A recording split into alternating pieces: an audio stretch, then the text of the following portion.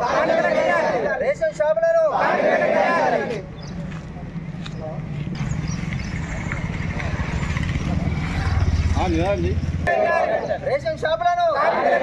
Ration షాపులను విలీన గ్రామాలకు ration షాపులను విలీన గ్రామాల రేషన్ షాపులను విలీన గ్రామాల రేషన్ షాపులను విలీన గ్రామాల రేషన్ షాపులను విలీన గ్రామాల రేషన్ షాపులను విలీన గ్రామాల రేషన్ షాపులను విలీన గ్రామాలకు విలీన గ్రామాలకు విలీన గ్రామాల రేషన్ షాపులను విలీన గ్రామాల రేషన్ షాపులను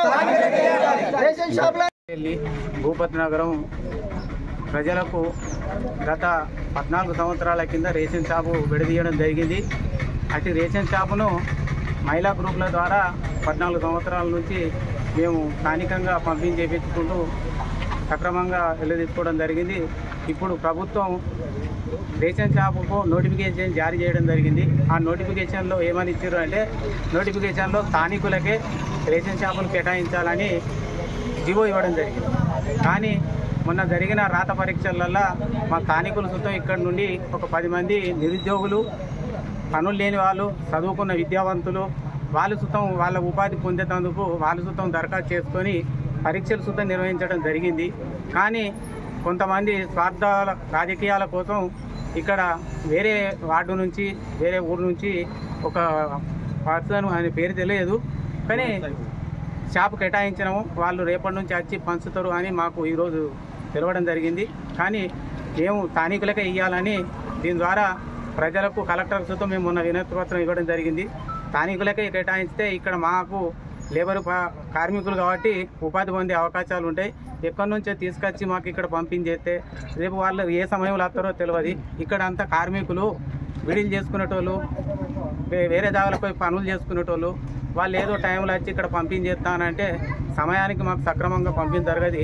కాబట్టి కలెక్టర్ గారు, ఆర్టీఓ గారు చర్య తీసుకొని స్థానికులకు ఇక్కడ ఎవరికన్నా ఇవ్వని మాకు అభ్యంతరం లేదు, కానీ స్థానికులకు ఇస్తే మాకు మంచిగా ఉంటుందని ఈ సందర్భంగా మేము తెలియదు.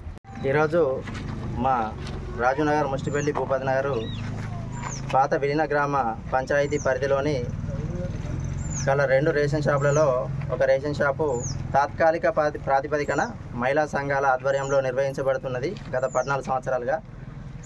ఇక్కడ అయితే మొన్న ప్రభుత్వము గత నెల 29 తారీఖు నాడు ఈ తాత్కాలిక ప్రాతిపదికన నడుస్తున్న షాపులను పర్మనెంట్ చేయడం కోసము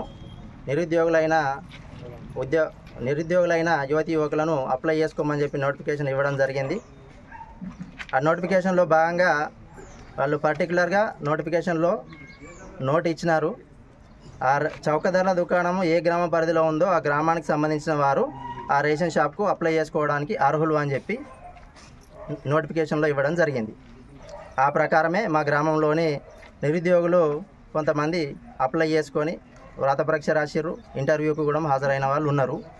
తీరా గత 4 రోజుల కింద 5 రోజుల కింద దీన్ని మా గ్రామస్తునికి కాకుండా వేరే ఇతరులకు కేటాయిస్తున్నట్టుగా పత్రికా ప్రకటన విడుదల చేసినారు.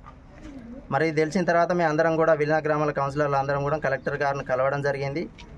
మా గ్రామంలో ఉన్న వ్యక్తులకు, నిరుద్యోగులకు, విద్యావంతులకు ఈ రేషన్ షాప్ను ఇవ్వాలి నోటిఫికేషన్లో చెప్పిన ప్రకారం అని చెప్పి మేము చెప్పడం జరిగింది.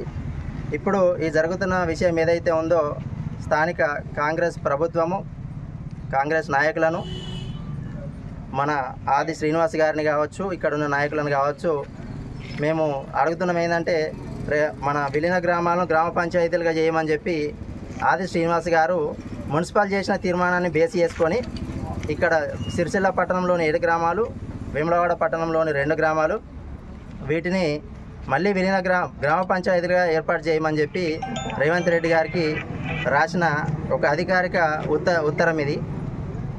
ఇందులో మరి వారు ఎన్నికల సమయంలో కూడా స్థానిక నాయకులు ఇక్కడ విలీన గ్రామాలకు వచ్చి బాండ్ కాగితాలు కూడా రాయించి విలీన గ్రామాలను గ్రామ పంచాయతీలుగా చేస్తామని